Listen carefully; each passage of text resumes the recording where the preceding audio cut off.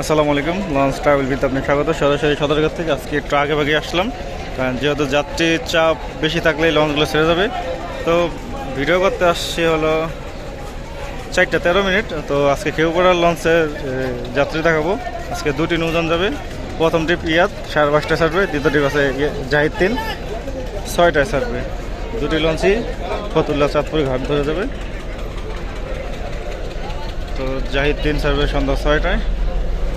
কেউপাড়া Rangabali day ভাড়া 759 টাকা। লঞ্চে ছাড়তে আরও 2 ঘন্টা বাকি আছে। তো 2 ঘন্টায় কী পরিমাণ যাত্রী হবে এটা আপনারা একটু চিন্তা করে দেখেন।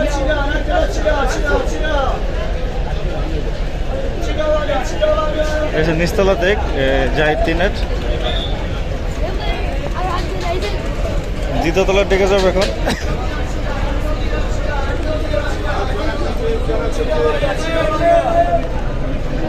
দ্বিতীয়তলার ডেক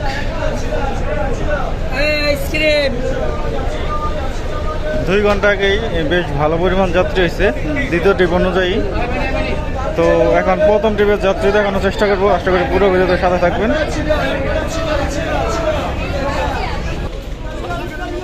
তো প্রথম ট্রিপে রয়েছে এমবি ইয়াদ লঞ্চে ধুলিয়া ঘাট ধরবে না, যেহেতু দুটি নতুন মিলজিল করে ঘাট ধরবে। তো ইয়াদ হচ্ছে প্রথম ট্রিপে 5:30 থেকে 5:45 ছাড়বে।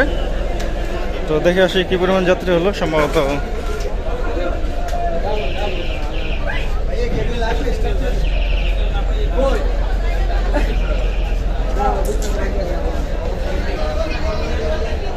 নিচতলার ডেক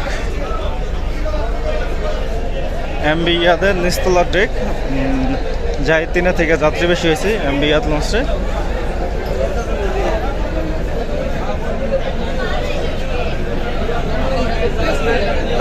তো দ্বিতীয় তলা যাবো এখন।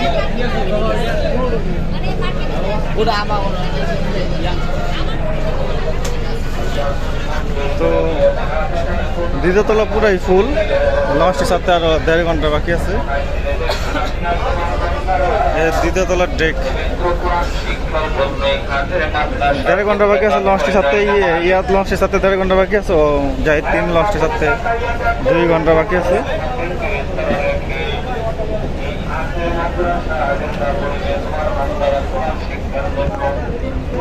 ছাদে গিয়ে দেখি এখন রোদ অনেক, ছাদে যাত্রী নেই, কিন্তু আরও যেহেতু 1.5 ঘন্টা 2 ঘন্টা বাকি রয়েছে যাত্রী অবশ্যই হবে। তো ছিল কেউপাড়া রুটের ইয়াদ ও জাহিদ 3 লঞ্চে কেমন যাত্রী হলো। পরবর্তীতে অন্য কোনো রুটে ভিডিও নিয়ে হাজির হবো। এখন সাথে থাকার জন্য অসংখ্য ধন্যবাদ।